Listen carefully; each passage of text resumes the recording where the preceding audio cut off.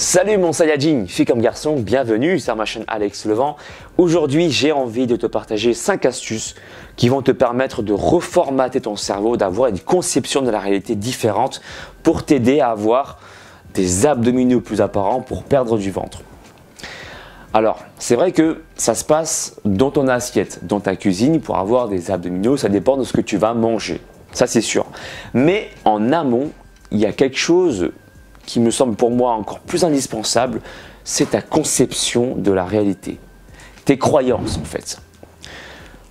Si tu regardes bien, la plupart des gens qui ont du mal à avoir des résultats, hormis le facteur génétique, c'est parce qu'ils ont une conception du sport et de l'alimentation qui est plutôt négative. Ils vont voir ça comme des contraintes à mettre en place, des sacrifices, alors que moi par exemple, j'ai une conception différente des choses. Pour moi, le sport, c'est un moment de bonheur, de bien-être. Alors, c'est sûr que c'est difficile sur l'instant T, mais c'est ça que j'aime en fait. D'accord ? La difficulté, je ne la conçois pas comme quelque chose de contraignant, mais comme une chance pour moi, une opportunité de montrer que je suis capable de faire mieux et donc de progresser. Alors, les croyances. On va s'attarder un peu aujourd'hui sur ces termes-là parce que c'est ça qui va te permettre de pouvoir changer et donc d'avoir des résultats. Il y a des mauvaises croyances et des bonnes croyances. Les mauvaises croyances, ce sont ce qu'on appelle des croyances limitantes dans la neuroscience. Toutes ces connaissances, je le dois à un grand spécialiste, c'est David Lefrançois. Je t'invite d'ailleurs à t'abonner sur sa chaîne parce qu'il donne d'excellents conseils et il va vraiment t'aider à évoluer ton mindset pour que tu puisses réussir à atteindre tes objectifs. D'accord ? Donc tout ce que je te dis aujourd'hui, ça vient de lui. Croyances limitantes, donc par exemple les gens qui disent que le sport ça demande trop de temps. Ça c'est une croyance limitante. Aujourd'hui tu le sais et si tu suis ma chaîne tu es forcément au courant. Moi je mets en avant aussi des activités courtes et intenses qui te permettent d'avoir des résultats. Donc non, le sport ça prend pas forcément beaucoup de temps. Une autre croyance limitante par exemple c'est pour avoir des abdominaux il faut manger des choses fades. C'est faux, d'accord? Mais c'est pourtant ce que beaucoup de personnes pensent encore aujourd'hui. Croyance limitante. Croyance ressource, le sport me fait du bien. Alors, il y a des gens pour qui c'est pas encore une réalité, mais la bonne nouvelle, c'est qu'on peut travailler dessus. On peut transformer une croyance limitante en une croyance ressource. Avec un protocole bien particulier qui a fait ses preuves. J'ai testé moi-même cette approche, ça marche très très bien. Je l'ai fait tester aussi à mes clients, ça a très bien fonctionné. Et tout ça, c'est David Lefrançois qui m'a enseigné tout ça lors d'un séminaire. D'ailleurs, je le remercie. Et si tu veux savoir quel est ce protocole en particulier, j'ai tout expliqué déjà de A à Z. Comment y parvenir, d'accord, de transformer cette croyance limitante en une croyance ressource en cliquant sur le bouton I qui s'affiche ici, là. Aujourd'hui, le but de cette vidéo, c'est de te montrer qu'il est possible de changer ses croyances et de pouvoir évoluer. Après, si tu veux rentrer dans le détail, encore une fois, les liens se trouvent dans la description de ma vidéo pour que tu puisses connaître le protocole exact.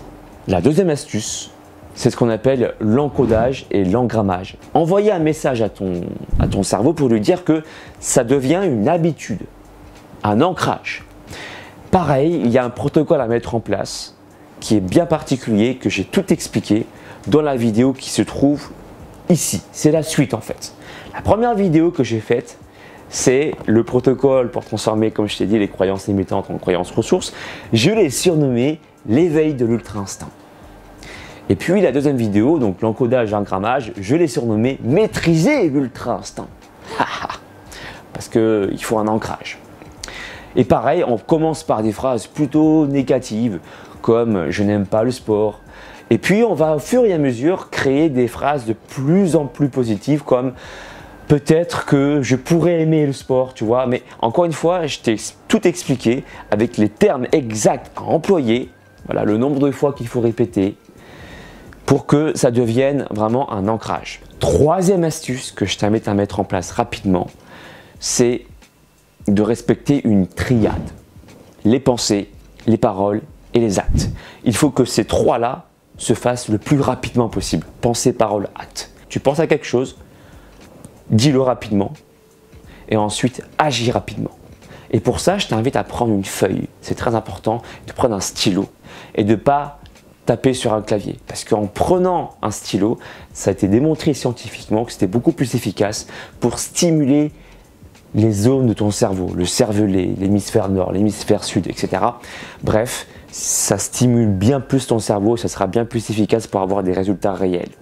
Tu prends une feuille et je t'invite à noter 5 à 10 actions. Déjà 5 actions, c'est déjà très bien, qui vont te permettre de te rapprocher de ton objectif. D'accord? Et aussi, ces 5 actions, il faut que tu les choisisses pour que tu puisses les appliquer rapidement, même dès aujourd'hui déjà. D'accord? À côté de ça, tu mets une autre colonne où tu écris 5 faits qui vont t'empêcher de réaliser proprement ces objectifs. Oui, des contraintes. Moi, dans une de mes anciennes fiches, j'avais noté « Je souhaite avoir 100 000 abonnés ». Et j'avais noté à côté les contraintes comme par exemple devoir passer beaucoup de temps, devoir peut-être passer des nuits blanches. Mais je les ai acceptées. Voilà. Le fait de les noter sur une fiche, ça te permet déjà d'avoir quelque chose de concret et de te rendre compte que pour avoir quelque chose, il faut savoir surfer sur la difficulté, accepter la difficulté. C'est comme lire des contrats. Tu vois, avant de signer un contrat, tu as des clauses. Ben là, c'est pareil, il faut que tu te rendes compte de la réalité des choses. Ça, c'était mon 3e conseil. Mon 4e conseil, crée-toi des challenges. C'est stimulant. En même temps, donne-toi une date butoir. Même si tu n'arrives toujours pas à atteindre ton objectif malgré la date butoir, ça te permet quand même de créer une stimulation. Et moi, je trouve que ça donne un sens à nos actions. C'est beaucoup plus motivant. D'accord?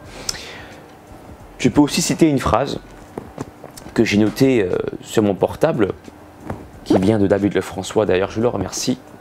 Note ça quelque part.